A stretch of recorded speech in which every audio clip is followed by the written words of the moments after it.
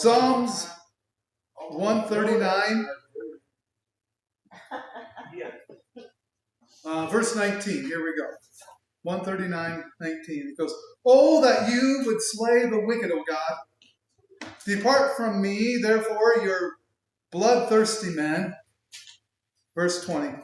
"For they speak against you wickedly. Your enemies take your name in vain. Do I not hate them, O Lord?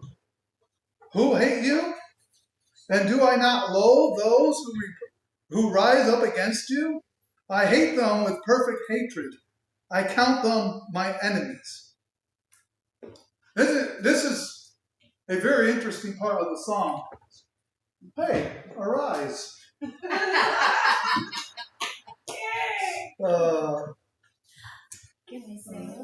It goes, as David continues with this song, David was a man of not just of worship, a man after God's own heart, but he was also a man of war. He was a man of battle. And here he goes, should I not hate the things that hate you and the things that you hate? It's a very interesting question that he throws out there because there's things that God hates. And then there's things that he detests. And so here David is saying, should we not hate the things you hate? In other words, should we not hate that sin that we do? Because that's the only thing we should really hate, is the sin that we do. And then I'm not saying that that we should beat ourselves up over the mistakes or sins that we make. What I'm saying is that we should hate it so much as God hates it. See, there's people in the world that absolutely hates God. And the thing about it, in the American culture, we go, well, let's everybody get along. But God was never that way. He goes, if they hate me, why do you entertain it? Why do we entertain things that hate God? Such as music, television, all these different things. And we'll say, well, it's just one swear word. How many of you would eat a soup that had one bug in it? One fly? None of us. But how much would we tolerate somebody who's taking God's name in vain on TV? Well, it's not really that bad, Pastor. Okay.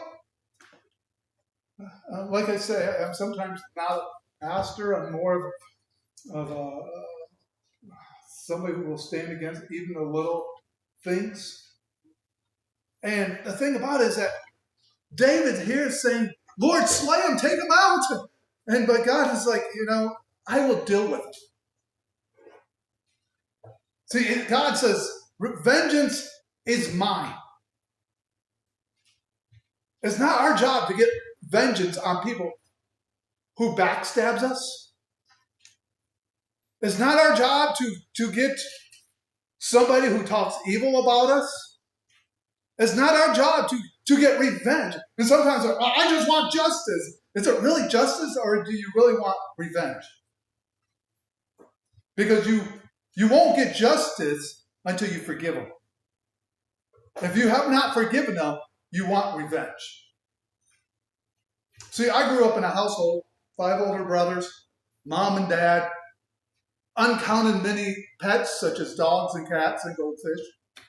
We used to go to the goldfish quite often. And the thing about it, they taught me one thing: how to hate the Chicago Bears. And really, the thing about it is it's kind of funny, but at the same time, it's not really that funny because there was nothing to hate about that football team. Because once you start hating one thing, it gets into your heart, then you want to start hating other things. And so David is angry, and it's okay to be angry, but it says be angry and sin a bunch. It's okay to sin when you're angry. Right? No. It says be angry and sin not.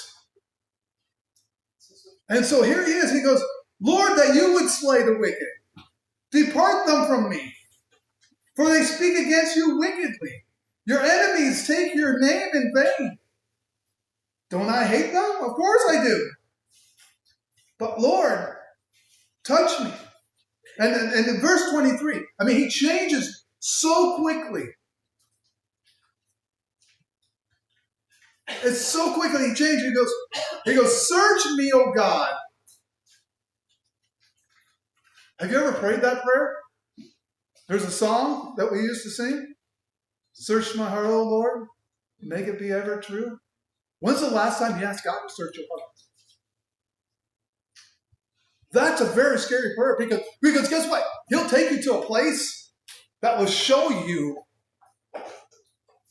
that you might still have some hatred towards you or unforgiveness. Or maybe you've forgiven them, but maybe you haven't forgiven them for causing distress in your life or anger in your life or mistrust in your life and those such things.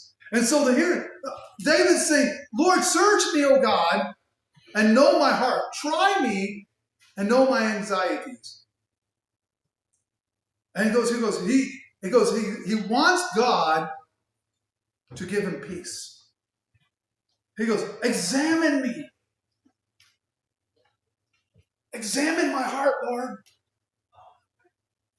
I was away for a couple of days doing some praying and fasting with other pastors and stuff. And the first night, Monday night, the guy got up and he shared his testimony. And I'm like, Lord, search my heart. Let it be a pure heart. Not one of anger. Not one of bitterness. Not one of resentment. Not one of hatred. And he took me back to growing up. To saying, why was that? And then I started training my kids to hate the Chicago Bears. Because I thought it was the right thing to do. But it wasn't.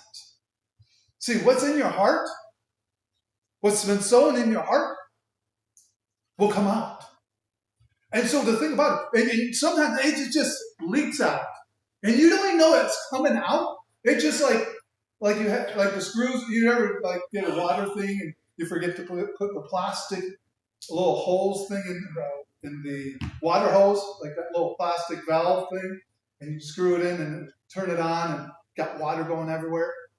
And you're like, oh no! And then you turn it off and you put the little plastic round washer in it, and then it works great.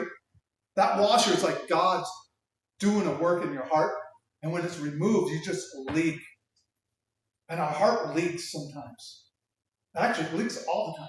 Does it leak genuine love for people? Does it leak the things of God? And here's David, and he's wrapping it up, and he goes, and see, Lord, is there any wicked way in me? Remember that a couple weeks ago on a Sunday morning, we talked about the church and the gossip that's in it. And Paul's addressing busybodies and things like that. Sometimes we have to say, sometimes we'll elbow, hey, that's for Mildred.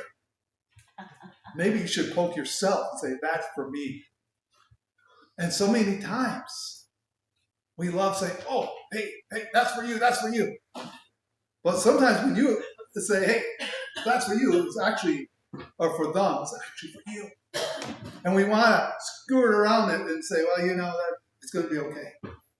But Paul's here saying, Lord, if there's any hurtful way, any wicked habits in me, then he wraps it up and he goes, lead me the way everlasting.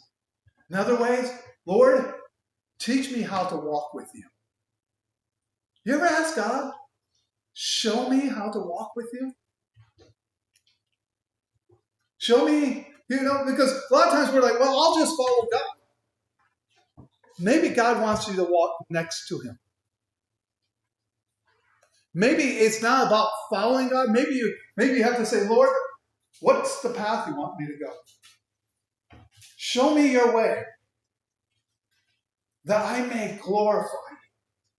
Search my heart, O Lord. Make it ever true. See, so many times we're scared to pray that prayer because we know our hearts.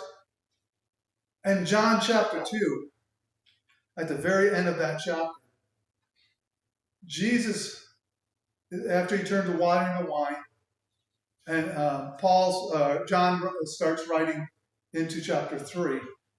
And at the end of chapter 2, he goes, the miracles that Jesus did at Passover, he doesn't list the miracles, but he goes, but Jesus did not trust them because of the wickedness in their hearts. Mm. And these are people who were in the church. I'm not saying to be I can't trust them because of this or that. No. Jesus is here, and we should allow him to come into our heart and say, Jesus, what is up with my heart? Heal it, touch it, bring healing. If there's pain there, tonight, allow him to go through that pain. Allow him to go that deep, deep pain. Let him take you back to those moments where you've been hurt. And allow him to start healing. Allow him to start bringing health and wholeness into your life. Because that's what God wants to do. That's what God's desire. God's desire is not to just save you. And the word save means zozo. That means a complete salvation, a complete healing. That is just not like, all right, I made the heaven Yahoo by the skin of my teeth. He doesn't want us to just get there by the skin. He wants us to I fully arrived. I'm ready for what's next, Lord. Search my heart, O Lord. Make it ever true. That's a scary prayer. You know another scary prayer to pray outside for patience? And if you want to work on your patience, I'll tell you where. Go to the Twin Cities and drive around there for a day. That will try your patience. And your driving skills, Mary. But the thing about it, that another one is, Lord, prepare me to be a sanctuary for you. You know, some of the old songs that we sing in the late 80s, early 90s, like crush me, mold me, make me. Those are some scary prayers to pray. Another scary prayer to pray is, Lord, here I am. Use me.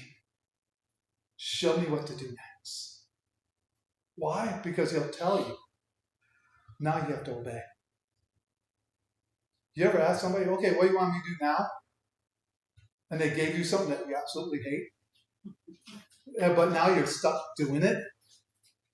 See, sometimes we're afraid to ask Jesus because we're afraid that he'll take us to a place that he wants to heal. He wants to touch. He wants to bring fullness and wholeness and healing into your life. And God is about doing full restoration.